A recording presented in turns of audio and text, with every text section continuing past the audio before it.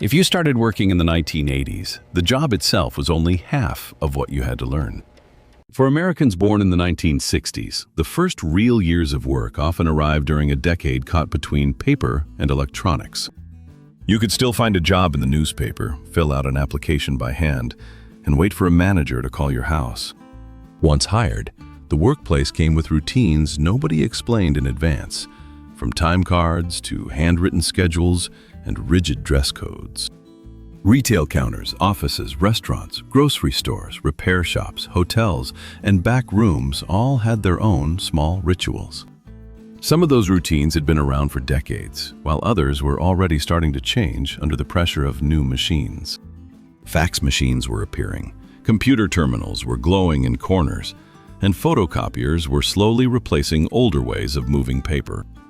But most young workers still spent their days touching the job with their hands, writing, stamping, filing, counting, carrying, and calling. These memories are not about one occupation. They're about what it felt like to be new, low on the ladder, and learning as you went. Here are 17 things many Americans born in the 1960s remember about starting work in the 1980s. 1. Finding jobs in the newspaper classifieds. Many job searches began simply with a newspaper opened wide across the kitchen table or folded beside a cup of coffee. The help wanted pages were packed with narrow columns, tiny print, abbreviations, phone numbers, and promises squeezed into a few short lines.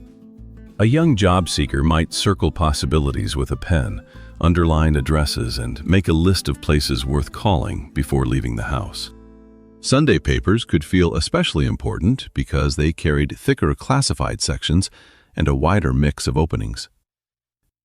Some ads named the company. Others offered almost nothing beyond a job title, a wage range, or a number to call.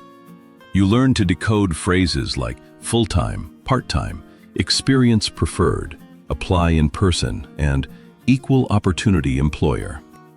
Comparing employers meant flipping pages back and forth, and applying usually required a physical trip across town. Each lead felt physical: a clipped ad, a handwritten address, a folded newspaper, or a note tucked into a pocket. Getting hired almost always began with ink on your fingers and cheap newsprint on the table. 2. Filling out the paper application in person. Finding the opening was only the first step. Next came the paper application, often filled out right where you hoped to work.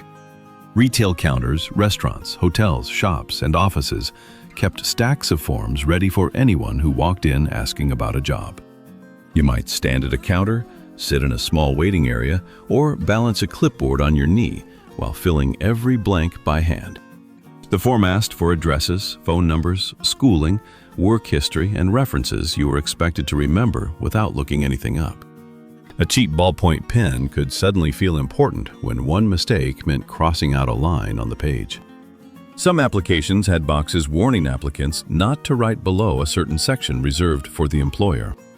A sloppy answer meant either asking the manager for a fresh copy or hoping they wouldn't notice the scribbled correction. Then came the uncomfortable moment of handing the paper to a cashier, receptionist, or manager and hoping it looked respectable. That single sheet of paper was often the only thing a workplace knew about you before the interview. 3. Punching the mechanical time clock. Once hired, many hourly workers met the time clock before they really understood anything else about the job. In grocery stores, department stores, service businesses, and office back rooms, cardboard time cards waited in narrow wall racks. You found your name, pulled out the card, lined it up, and pushed it into a heavy machine that stamped the exact minute. The sound was hard to forget, a sharp mechanical clunk that turned arriving at work into an official event. Punching in a minute late could feel much bigger when the evidence was printed in ink for a supervisor to see.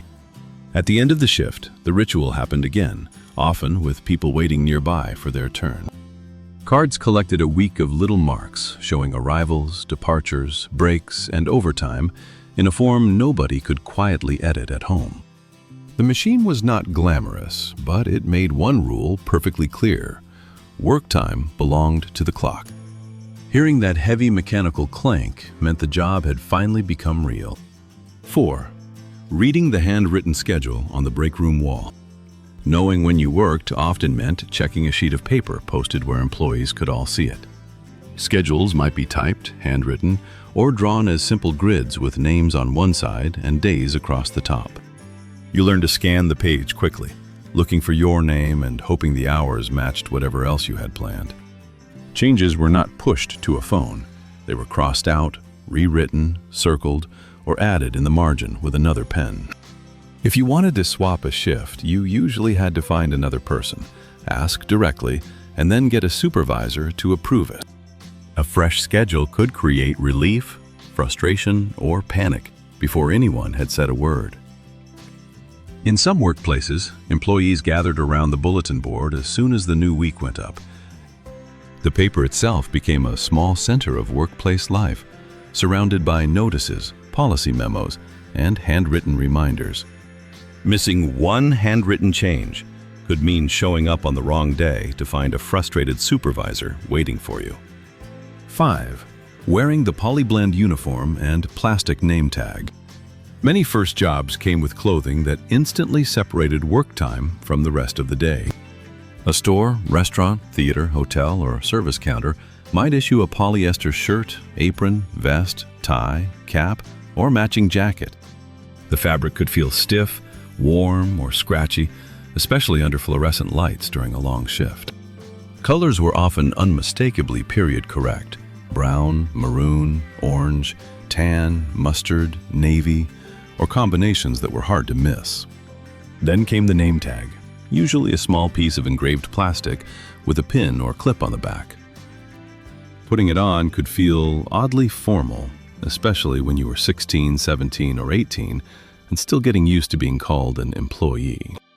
Dress codes could extend beyond the uniform to shoes, hair, jewelry, ties, skirts, or other rules set by the company. The uniform was not always comfortable, but it made everyone look like part of the same operation.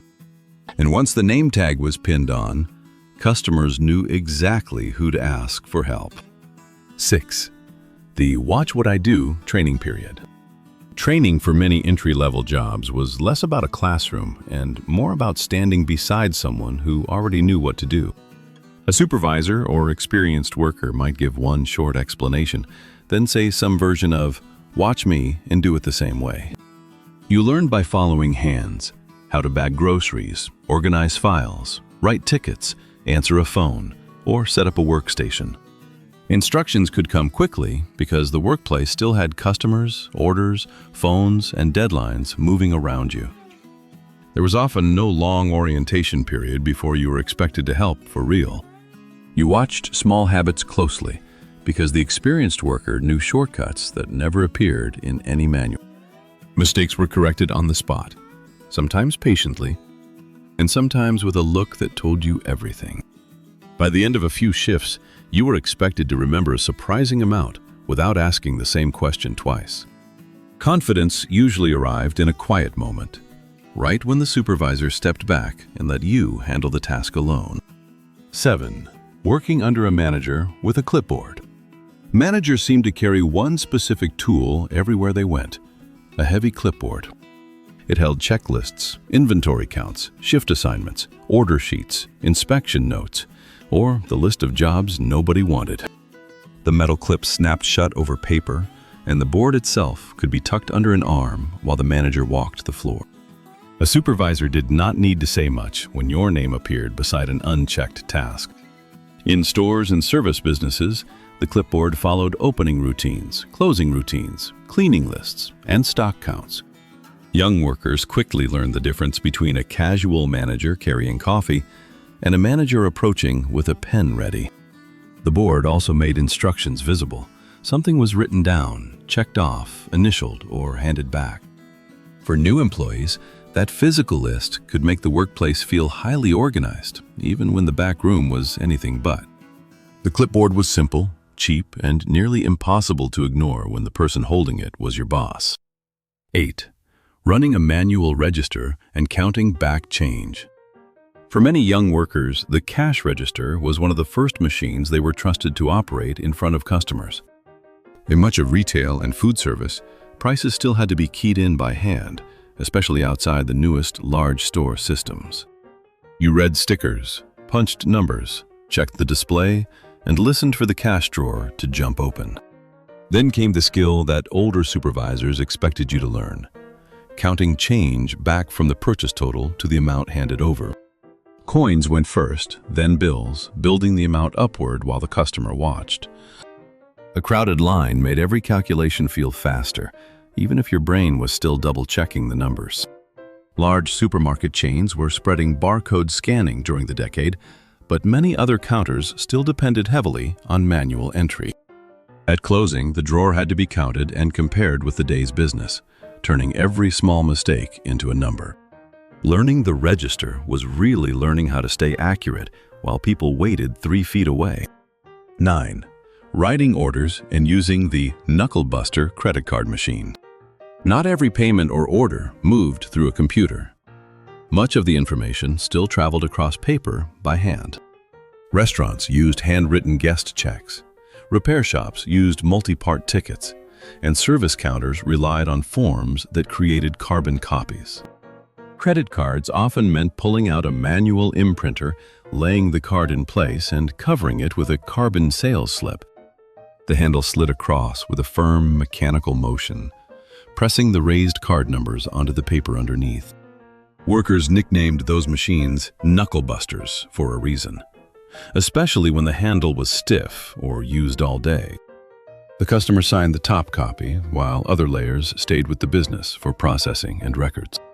There could also be printed warning lists or other procedures for checking cards before approval systems became more immediate.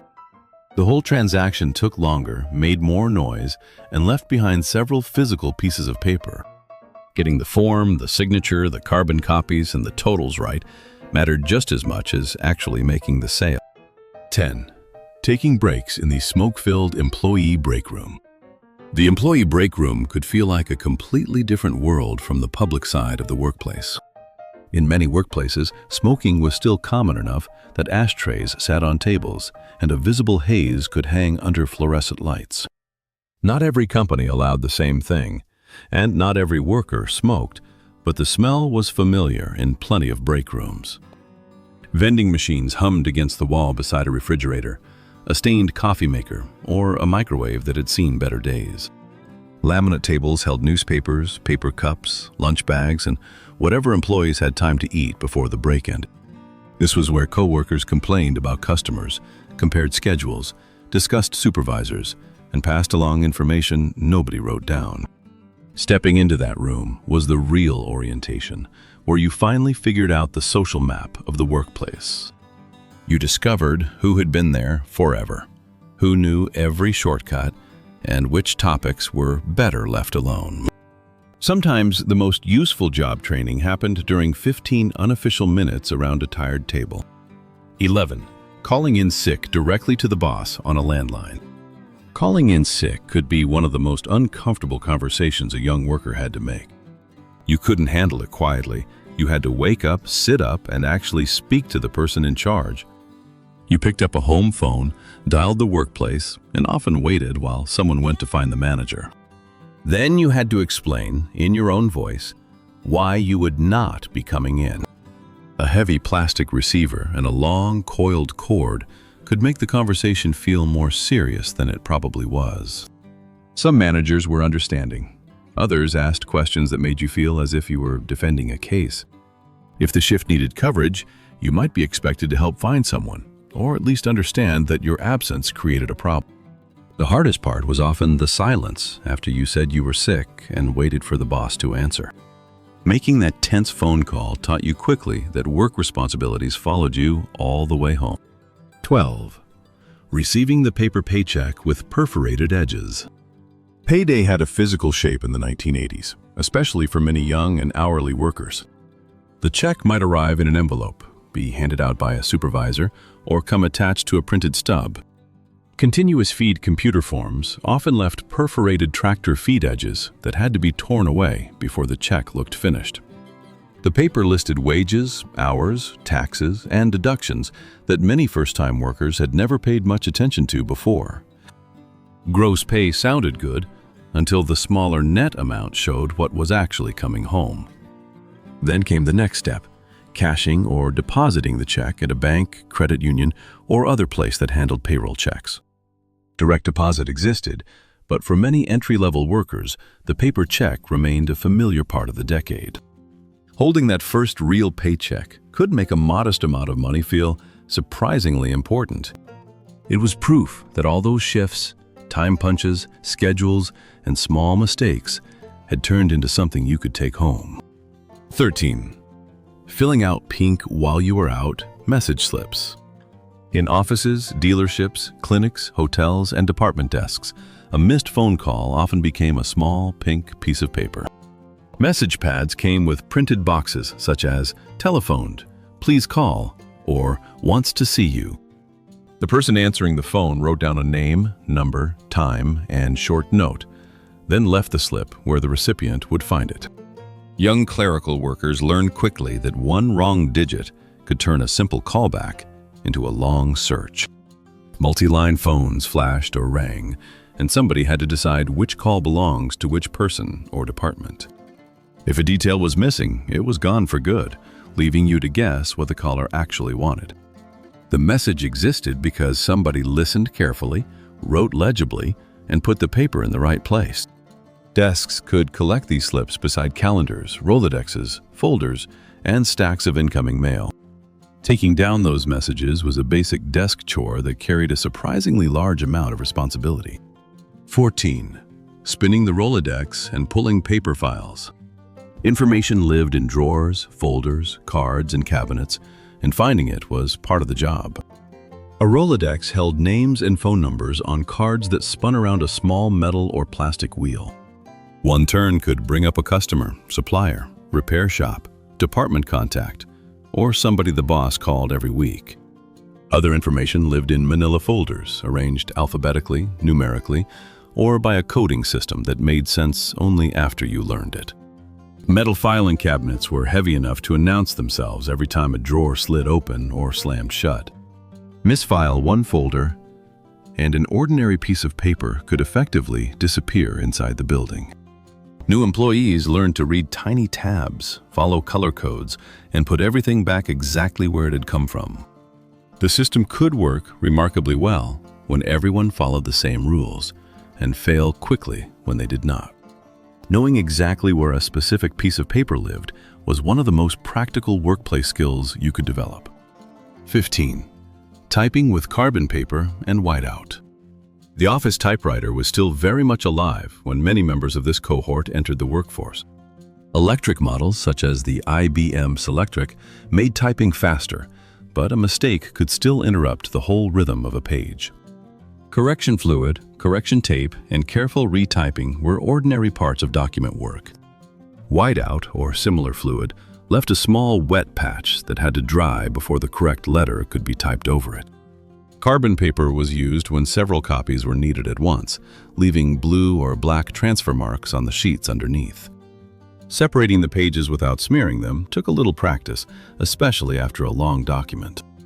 Clerical workers often developed fast fingers, strong memories for formatting, and an instinct for catching errors before the paper reached the end. Word processors were starting to change this work, but the transition was uneven, and typewriters remained common in many offices. The heavy sound of keys striking paper was the steady, unavoidable background noise of an entire afternoon. 16. Dealing with curly thermal fax paper and giant copiers. By the middle and later part of the 1980s, more offices were discovering that paper could move faster without leaving the building. Fax machines sent documents across telephone lines, producing pages that often came out warm, glossy, and curled from a roll. The sound was unmistakable.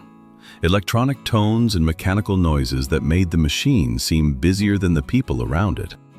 A fax could feel almost magical the first time a page from another city appeared minutes after it was sent. Copiers were becoming equally important, especially the large office machines that could produce stacks of duplicates quickly. They also jammed, overheated, ran out of toner, and turned simple copying jobs into small mechanical puzzles. Entry-level employees were often the ones sent to make copies, collate packets, refill trays, or figure out where the paper had stopped moving. These machines did not eliminate paperwork. In many offices, they created even more of it because copies were suddenly easier to make. The workplace was becoming faster, but the floor around the copier could still end up covered with rejected pages. 17. Seeing the first green screen computer terminal arrive.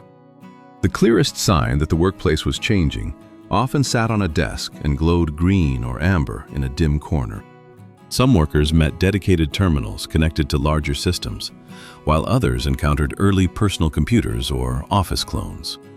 The screens were thick, curved and monochrome, with text that looked nothing like the colorful interfaces people would later expect.